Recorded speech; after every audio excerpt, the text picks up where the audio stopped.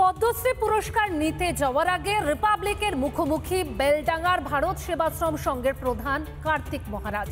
তিনি জানালেন তিনি রাজনীতিতে যোগ না দিলেও হিন্দুদের পক্ষে থাকবেন, এমনটাই কিন্তু জানালেন রিপাবলিকের মুখোমুখি হয়ে।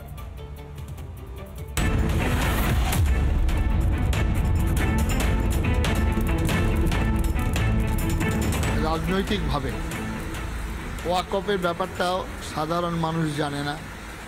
পার্লামেন্ট রাষ্ট্রপতির সই হয়েছে এবং পার্লামেন্টে পাস হওয়ার সময় অদ্ভুত ব্যাপার, সেখানে 3-4 জন এমপি অ্যাবসেন্ট ছিল।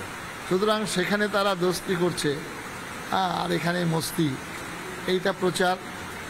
পুলিশ প্রশাসনের সঙ্গে যোগাযোগ করা হলে তারা বলছেন যে আমরা ওখানে আমাদের নিরাপত্তা কে দেবে। এরকম যারা বয়স 20 বছর 22 বছর এইসব ছেলেদেরকে উত্তেজিত করে এই কাণ্ডটা ঘটিয়েছে। একটা বিষয়, মানে আপনি যাচ্ছেন দিল্লিতে পদ্ম পুরস্কার নিতে, দীর্ঘদিন ধরে এইটা নিয়ে আলোচনা চলছিল। পদ্ম পুরস্কার নিতে গিয়ে তো অনেক ব্যক্তিত্বের সঙ্গে দেখা হবে, সাক্ষাৎ হবে, আপনি কি তাদের সঙ্গে কথা বলবেন এই মুর্শিদাবাদ ইস্যুকে সামনে রেখে? ইভেন যদি অমিত শাহের সাথে দেখা হয়, স্কোপ পাওয়া যাবে না। এমনি বাইরে রাষ্ট্রপতির যে ওখানে সেটা স্কোপ পাওয়া যাবে না। তবে আমার ওখানে পরিচিতি আছে, সেই পরিচিতি কিছু কথা বলবো।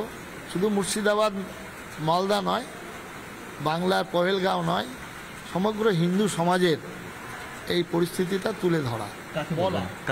আমি আমার পরিচিত লেভেলে বলবো, রাজনৈতিক লেভেলে বলবো। প্রচুর ব্যক্তিত্ব রয়েছেন, সাধু সন্ন্যাসীরা রয়েছেন, তারা রাজনীতিতে সরাসরি যোগ দিয়েছেন। আমরা যোগী আদিত্যনাথকেই দেখতে পাচ্ছি। কাজেই আপনি কি 26-এর যে নির্বাচন, সেখানে সক্রিয়ভাবে রাজনীতিতে অংশগ্রহণ করবেন? কোনোদিনই নয়, সক্রিয়ভাবে রাজনীতি নয়। তবে আমাদের দেশের ভারত মাতার সনাতন হিন্দু ধর্মের সংস্কৃতির কথা যারা বলবেন তাদের পিছনে নিশ্চয়ই আমরা থাকব। আপনার আশ্রমের সামনে থেকে বেলডাঙ্গা, সেখান থেকে পুলিশ পিকেটিং তুলে নেওয়া হয়েছে, সেটা দুঃখজনক। পুলিশ পিকেটিংটা আজকে উনি তুলে নিলেন প্রকাশ্য সভায় ঘোষণা করে।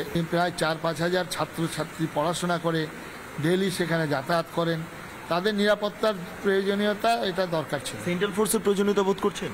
সেন্ট্রাল ফোর্স সেন্ট্রাল বুঝবে, সেন্ট্রালে বুঝবে। মানে আপনি কি আবেদন করবেন আশ্রমের? আমি আবেদন করব না। মানে নিরাপত্তাহীনতায় যেরকম থাকছেন সেরকমই থাকবে। দেশের জনসাধারণ আছে আমার সঙ্গে। নানা ধরনের কন্টেন্ট দেখার জন্য লাইক করুন, শেয়ার করুন আমাদের ফেসবুক পেজ, সাবস্ক্রাইব করুন আমাদের ইউটিউব চ্যানেল। পাশাপাশি অন্যান্য ব্রেকিং নিউজের জন্য অবশ্যই চোখ রাখুন রিপাবলিক বাংলায়।